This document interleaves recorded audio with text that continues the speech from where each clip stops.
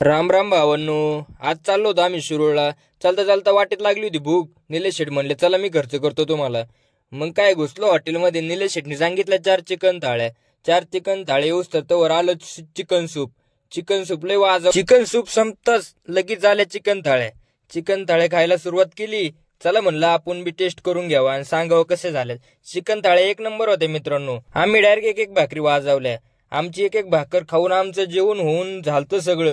तरी बी बंटी शेट झालं नव्हतं. बंटी शेटने डायरेक्ट 2 भाकरी खाल्ल्या मित्रांनो. आज निलेश शेट म्हणले पहिली मला स्प्राईट आणा, कारण की लय पोट डांबरले आता आणि त्याशिवाय जमणारच नाही मला.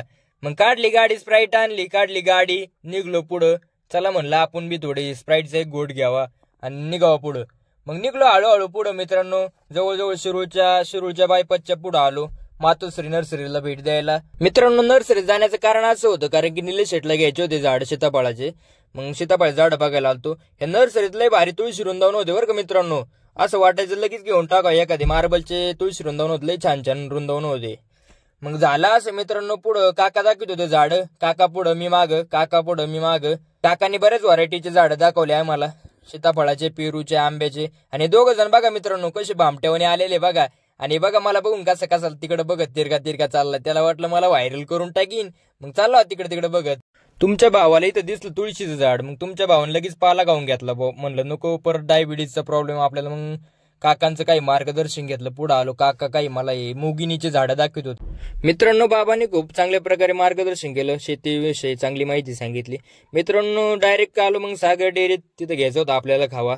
मग या दिदीने बरीचशी चेष्टा केली बरं का मित्रांनो. आमची लय चेष्टा केली. मग निलेश शेठ म्हणले चला मलाई बर्फी चारितो तुम्हाला, मलाई बर्फी का. निलेश शेठच्या तोंडाला चाव नाही मित्रांनो. बर्फी खाल्ली, खवा बिवा गाडीत ठेवला आणि निघलो. मग गाडी हळूच बाहेर काढली मित्रांनो. गल्ली बोळातून हळूच गाडी बाहेर काढली. हायवेला लागलो.